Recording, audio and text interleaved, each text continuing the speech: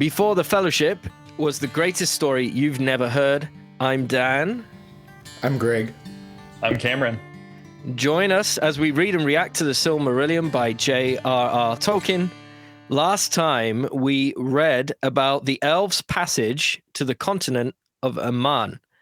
The Noldor and Vanyar set up their dwelling in the city of Tirion along the bay of Eldalië.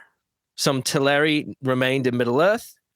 Those who followed Olmo to Aman dwelt on the island Tol Eressëa, the lonely isle. The Noldor thirsted for knowledge and a developed language and discovered gems. Today we continue with chapter 5 of the Quenta Silmarillion. That is page 60 in the second edition if you're reading along.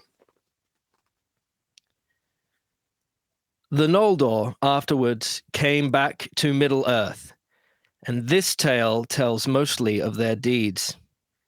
Therefore, the names and kinship of their princes may be told in that form which these names later bore in the tongue of the elves of Beleriand. Finwë was the king of Noldor. The sons of Finwë were Feänor and Fingolfin and Finarfin. But the mother of Feänor was Míriel Serindë, whereas the mother of Fingolfin and Finarfin was Indis of Vanyar. Feänor was the mightiest in skill of word and of hand, more learned than his brothers. His spirit burned as a flame. Fingolfin was the strongest, the most steadfast, and the most valiant.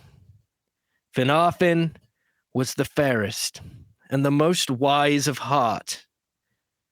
And afterwards he was a friend of the sons of Olwe, lord of the Teleri, and had a wife to Eowyn, the swan maiden of the Alaqualonde, Olwe's daughter. The 7 sons of Feänor were Mithros the tall, Maglor the mighty singer, whose voice was heard far over land and sea, Celegorm the fair, and Caranthir the dark, Curufin the crafty, who inherited most his father's skill of hand, and the youngest, Amrod and Am-Ras, who were twin brothers, alike in mood and face. In latter days, they were great hunters in the woods of Middle-earth. And a hunter also was Celegorm, who in Valinor was a friend of Orome, and often followed the Valar's horn. The sons of Fingolfin were Fingon, who was afterwards king of the Noldor in the north of the world, and Turgon, lord of Gondolin. Their sister was Aredthel the White. She was younger in the years of the Eldar than her brothers, and when she was grown to full stature, her beauty was tall and strong, and loved much to ride and hunt in the forests. There she was often in the company of the sons of Feänor, her kin, but none was her heart's love given. Arfeniel she was called, the White Lady of the Noldor, for she was pale, though her hair was dark, and she was never arrayed but in silver and white. The sons of Finarfin were Finrod the Faithful, who was afterwards named Felagund, Lord of Caves, Orodreth, Angrod, and Aegnor. These 4 were as close in friendship with the sons of Fingolfin as though they were all brothers. A sister they had, Galadriel, most beautiful of all the house of Finwë. Her hair was lit with gold, as though it had caught in a mesh the radiance of Laurelin. Here must be told how the Teleri came at last to the land of Aman. Though a long age they dwelt in Tol Eressëa, but slowly their hearts were changed, and were drawn to the light that flowed out over the sea to the lonely isle. They were torn between the love of the music of the waves upon the shores and the desire to see again their kindred and to look upon the splendor of the Valinor. But in the end, desire of the light was the stronger. Therefore, Olmo, submitting to the will of the Valar, sent to them Ossë, their friend, and he, though grieving, taught them the craft of shipbuilding. And when their ships were built, he brought them as his parting gift many strong-winged swans. Then the swans drew the white ships of the Teleri over the windless sea, and thus at last and latest they came to Aman and the shores of Eldamar. There they dwelt, and if they wished, they could see the light of the trees, and could tread the golden streets of Valmar, and the crystal stairs of Tirion upon Tuna, the green hill. But most of all, they sailed in their swift ships on the waters of the bay of Elven home, or walked in the waves upon the shores with their hair gleaming in the light beyond the hill. Many jewels the Noldor gave them, opals and diamonds and pale crystals, which they strewed upon the shores and scattered in pools. Marvelous were the beaches of Elendë in those days. And many pearls they won for themselves from the sea, and their halls were of pearl, and of pearl were the mansions of Olwë at Alqualondë, the haven of the swans, lit with many lamps. For that was their city, and the haven of their ships. And those were made in the likeness of swans, with beaks of gold and eyes of gold and jet. The gate of that harbor was an arch of living rock, sea-carved, and it lay upon the confines of Eldamar, north of the Calaseria, where the light stars were bright and clear. As the ages passed, the Vanyar grew to love the land of Valar and full light of the trees, and they forsook the city of Tirion upon Tuna, and dwelt thereafter upon the mountain of Manwë, or about the plains and woods of Valinor, and became sundered from the Noldor. But the memory of Middle-earth under the stars remained in the hearts of the Noldor, and they abode in the Calaseria and in the hills and valleys within sound of the western sea.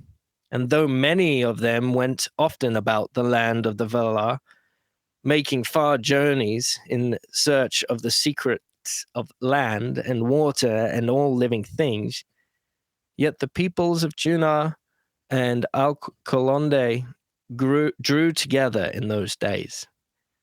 Finwë was king in Tirion, and Olwë in Alqualondë, but Ingwë was ever held the high king of all the elves. He abode thereafter at the feet of Manwë upon Taniquetil. Feänor and his sons abode seldom in one place for long, but travelled far and wide upon the confines of Valinor, going even to the borders of the dark and the cold shores of the outer sea, seeking the unknown. Often they were guests in the halls of Aule, but Celegorm went rather to the house of Orome, and there he got great knowledge of birds and beasts, and all their tongues he knew, for all living things that are or have been in the kingdom of Arda, save only the fell and evil creatures of Melkor, lived then in the land of Aman. And there also were many other creatures, that have not been seen upon Middle-earth, and perhaps never shall be, since the fashion of the world was changed. Okie dokie. That ends our chapter and our reading for today. Do a little recap of what we just read. Lots of characters, lots of tough names, lots of pronunciations. I struggled with a couple of pronunciations, then tried to just keep struggling with the pronunciations, keep it consistent. So we have Finwë, who is the king of the Noldor, and we hear about his three sons. We have Feänor, whose spirit burnt like a flame, we hear about. We have Fingolfin, the most valiant, and Finarfin, the fairest and the most wise of heart. And then obviously we hear about Mithros, eldest of the seven sons of Feänor, Calegorm and Curufin, other sons of Feänor, Finrod and Felagund, son of Fingolfin, Fingon and Turgon, sons of Fingolfin. And then, of course, we hear about Galadriel, which everyone's like, yay, Galadriel, she's back. Well, she's here for the first time, and it's beautiful. So the Teleri established the city of Alqualonde, Swanhaven, which is a really cool place. It sounds like the golden age of the elves, north of Tirion. And Ingwe and the Vanyar forsake Tirion and move to Valinor. And the Noldor still often think about Middle-earth. So we're just getting more context for the elves, their setting, where they are, and the foundation of their place in Arda. Mm-hmm. So this is cool. Yeah. Before we really jumped into discussion, I wanted to clarify. I really embarrassed myself last week and that was said things that were wrong. Like talking about the geography. So I spent some time just looking at some maps. Looking at some maps, and just wanted to lay out what we're looking at and where these places are, because these names keep coming up. So we're really concerned at this point in the story with the western continent of the world, which is called Aman. So the Hitherlands is the main continent of Middle-earth, like the middle one, and then there's a further continent to the east. But the west, Aman, that's what we're concerned with right now. Eldamar is the region of Aman in which the Noldor and the Vanyar live. So that's distinct from Valinor, which is where the Valar live. And now it's also where the Vanyar live once they move there.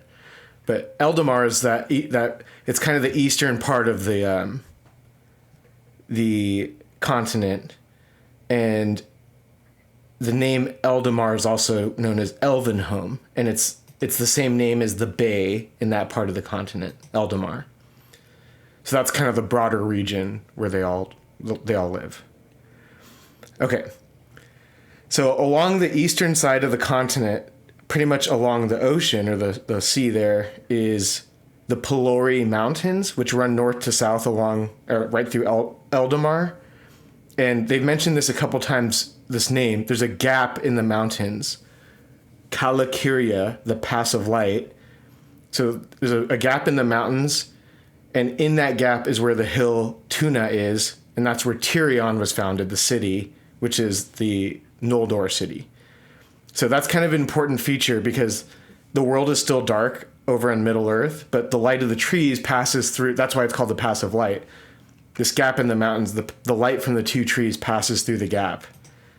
So that's that. Everyone with me still? Yes. And then the island by which the elves came to Aman was anchored. That's what we just heard about in the Bay of Eldamar. The Lonely Island, where Andy Samberg and what's his name live. The other guy. Chris Parnell. Chris Parnell lives there too. They're the only two that live there because it's the Lonely Island. So that name, Tol Eressëa, meaning the Lonely Isle. So it's anchored down in Eldamar, and at first that's where the Teleri dwell. And it's in a spot where the light of the two trees pass through Kalakiria, the gap, and reaches all the way to the western shores of the island. And then beyond that to the east is just all the starlit darkness. So once the Teleri kind of make it there, some of them are on that island, and then they ultimately found a city called Aquilonde, which is along the bay, right up in the water. Like they talk about their swan ships and stuff, right? And they call it Swan Haven. They build their city, which is just a bit north of Tirion. So those are kind of the main names and places that we're dealing with right now. That's really helpful. Yeah, that's awesome. I unfortunately, there's not a map of this time period in our version of the books. You know, I was looking on websites that had versions of maps, but We need like an atlas here that we can reference and put it up on screen. That would be awesome. I was just in Portland and I saw at Powell's City of Books, the big bookstore there. I saw this book that was called Atlas of Arda, and it was like just maps and timelines, and I ended up not getting it, but I might get it. I was thinking about it. I was pronouncing Kyria as Kalasyria or something like that. So is it always a hard C whenever it's a C like that? I think so. Kalakyria? So yeah, Kalakyria. Yeah, Kalakyria. And so I don't know if you guys remember, if you look at my screen name, to see how much retention you had from last episode. Kierdan? Yeah, Kierdan, like my middle name, Kieran, but Kierdan. Do you remember who that is? We just read about him in the previous. Kierdan is the shipwright. Yeah. He's the one that stayed back in Middle Earth, right? He didn't come to Amon with the rest of the Teleri. He's a shipwright, yeah, and he ends up. I was reading in some of the lore that he ends up meeting Gandalf at some point, and he bequeaths to Gandalf the Red Ring for safekeeping. So that's kind of cool. I'm going to keep that name as opposed to my previous one, which was Danrod, the play on the ranger or the man Damrod. What do you guys think are, what do people need to keep in mind? Because there's a lot of names, and sometimes when I hear a ton of names, then I think none of them are important. Right.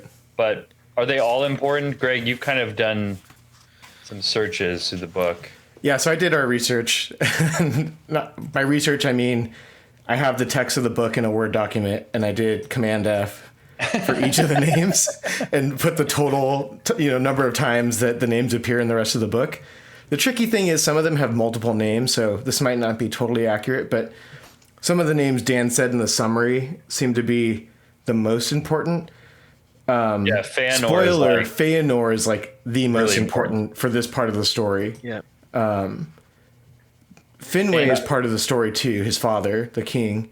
I think his brothers as well are really important later as well. There's some really cool stories coming up. Like I cannot wait. I just want to fast forward and read on, continue reading because it gets so exciting. So also for names, I mean, I would say that maybe in this section as well, it's more about the setting than, I mean, the characters are being introduced by name, but they're not really doing a whole lot, but the setting is important as well. So that's why it's important that we kind of try to understand some of the geography, as Greg is pointing out, and at least the setting of where they are and the types of places that they're choosing to dwell and the types of characters that they are pursuing. Like there's pursuit of the not the Aegnor. What are they called? Valar. In this, like we hear about some of the elves like seeking after Aule or Orome. I think that's it. Were there any other Valar that were listed here apart from Melkor? Ulmo. It did mention that Ingwe sits at the throne of Manwë. That's kind of like where he chose to be. So he's kind of he's out of the story, but he's got the best seat in the house. Yeah, exactly. Okay, remind me who Osei is again. He's like, isn't he Lord of like the shallow waters or like the sailing and that kind of thing? Because we hear about Osei. Right to me. Yeah. We should probably look it up, huh? And he was involved in him and Ulmo were kind of Ulmo's like the he's Valar a Maya. who's He's not a Valar. Let's say he's a Maya, yeah. Yeah. Ulmo's the Valar whose kind of domain is water, and then Ose is one of his vassals. So yeah, that makes sense. Vassal of Ulmo, whose province was the coastal waters around Middle Earth, and Uinen is his spouse, and he had friendship with Círdan. But remember, Ose is the one who sided with Melkor for a time, and his wife Uinen brought him back to like the light side. Oh, cool! Yeah. And so there's a little bit of conflict there, which kind of captures like the chaotic element of the sea. Like the elves love him, but they don't trust him. And he kind of did something bad here too, didn't he? He didn't want the Teleri to leave because he loved them. So instead of them making it all the way to Aman, he was like, "No, let's stop. Like, slow your roll. We want the elves to stay behind." And then the island got planted. And I think it even noted that the Valar were not happy that he did that. Yeah, but he also did something pretty cool as well. What's that? I believe, like, in this section, he was the one who gave them the swans. Which is that's right. Pretty Yeah, sweet like deal. taught them how to build. He's ships like, and stuff. even though I'm like pissed at you guys, I'm gonna give you these badass. He's fickle. He's kind of a. He kind of reminds me more of like the Greek pantheon, like where they kind of give a boon and then give. He reminds me of he's like sort of broody and maybe swayed by the tides of the sea, literally, and he does it. He's like, all right, fine. You take these swans; they'll do you good. But he's actually pretty upset and grieving. And he, though grieving, taught them the craft of shipbuilding. Oh, he did that too. He taught them out. He not only did he give them swans to like power their ships, he taught them the craft of shipbuilding. What was he grieving from? Did he lose someone? He was grieving the Teleri leaving Middle Earth. Mm-hmm. I think. Yeah, I think that's correct. That's how I read it. Okay, so he's grieving the Teleri. Okay, so he's quite an emotional chap. Other emotional chaps would be Feänor and his sons. I really like these characters because they don't like. There's certain elves that stay in one part of Aman and just hang out there and they dwell there. But Feänor and his sons, like it says here, they abode seldom in one place for long. And Feänor is described as someone whose spirit burned like a flame. Yeah, it's really passionate. Yeah, man. I do think Tolkien has like, and this is not unique to him. He didn't make this up, but he uses that imagery of flame. It can be constructive and destructive, right? Like it can provide light and warmth. And so there's something like special about that burning passion, but there's something kind of dangerous about it too. Yeah, you can't just have everyone without fire, like without passion and desire. Yeah. You can't have a world without clerics, right? You know, that's right. Though I was really hoping, I know this is like the golden age of the elves, like they're still young and new and everything's really nice. But I was really hoping in the descriptions it would just say like, and Caranthir, the stupid one. Like there's just one that was like it's the ugly stepchild, the black swan of the group. Dopey. Dopey. Yeah. Do you guys remember that SNL sketch with the sister act? And it's like they sing like Kristen Wiig is at the end and she's like disfigured and she has the little tiny hands. And, oh definitely, yeah. Like we need one of those. We need one of those characters in this that just kind of brings levity to it. Well, who would that character be? Of all these names we read, was there one that was just like passed over a little too quick? Because maybe we can make our own fan fiction. Well, I imagine Mithros to be rather gawky. So he's the tall, right? Later. And maybe he's just too tall. Yeah, he's kind of like lanky. And yeah. Like he always bumps his head on the door, on the post of the door. No. Well, I think we learn more about Mithros later. So, and is he pretty cool? I think he's pretty cool. We got to pick someone who Here's three that their names like barely come up. It just lists their names. It doesn't say anything about them. The sons Steve of and then there was Steve. The sons of Finarfin were Finrod, who we do hear more about. Yeah. But then Orodreth, Grad, and Aegnor. I think those ones. Aegnor. Aegnor. For sure. Eggnog. We found him, guys. Oh, he's always spilling eggnog. Like when the Valar come for the like parties, he's always spilling the eggnog. Always getting it on his sweater. He smells of eggnog too. And nobody wants to be around him. Poor guy. I know we're going a little bit long, but one thing I wanted to point out that caught my attention was it just very briefly mentions Galadriel, but I like this description where it says her hair was lit with gold as though it had caught in a mesh the radiance of Lorelene, which is one of the trees, right? It's the gold tree. And we heard a little bit about something kind of like that with, what's her name? This is not good that I can't remember. Elwë Thingol and... Míriel. She kind of has like the light of the trees in her face. Galadriel has it in her hair. It makes me think about, this is my last thought, is when I think about trees lighting the whole world, I'm trying to imagine what that would be like. And it's almost like the trees, instead of illuminating in kind of an artificial way, almost illuminate. Like the way it describes hair being illuminated by it, it's not like you see the hair because the light is so strong. It's like something internal. It kind of like it's not like casting shadows everywhere. It's like it like illuminates. It's like giving power to these things to give light themselves or something. Yeah, it's really interesting way to describe light. Because if you just have a big source of light in one spot, there's going to be tons of shadows unless the light is as high as our sun, you know. If it's just as tall as a tall tree or a mountain. I see it as actually it does radiate light. I think Tolkien uses the light of what's the name of Legolas. Sorry, say again.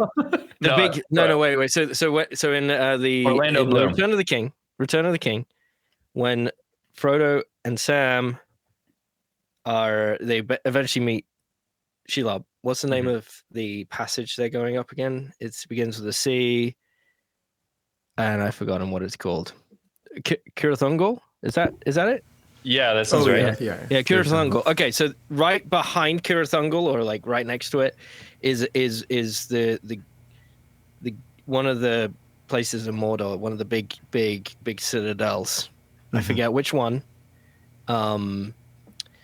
If you, Cameron, in your Lord of the Rings board game, I believe it's the one that's right in the center, the main kind of entrance. There's a citadel right there. I think it's Gorgoroth.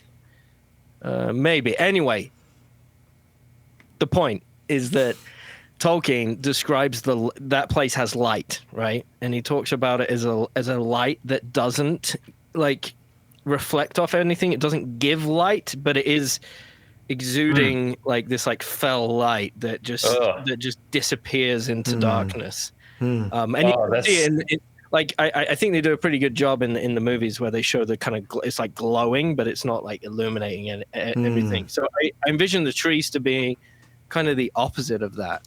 Sure. Where they don't need to glow really bright, but they can illuminate kind of all things. Yeah. It's kind of like when someone's wearing a strong cologne and you can smell it from far. You know, you can smell it from afar. Yeah. I haven't smelled cologne in years. Or like, you know, when your guitar has like that good resonance, like you just let it ring and it just rings forever. Like that kind of. Yeah. Now I'm with you. I'm with you. That's a good feeling. Well, like when you're near that elf, what's his name? Eggnog? Eggnog. And you can smell the eggnog. Eggnard. Yeah. What's his? Yeah. Eggnog. Eggnog. It's not eggnog. It's eggnog.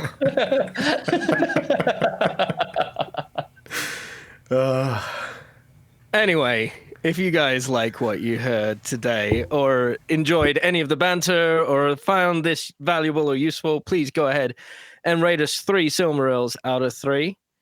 Follow us everywhere at Before the Fellowship and send any comments or questions to beforethefellowship@gmail.com. And join us next week as we read the greatest story you've never heard, The Silmarillion by J.R.R. Tolkien. You almost forgot his name.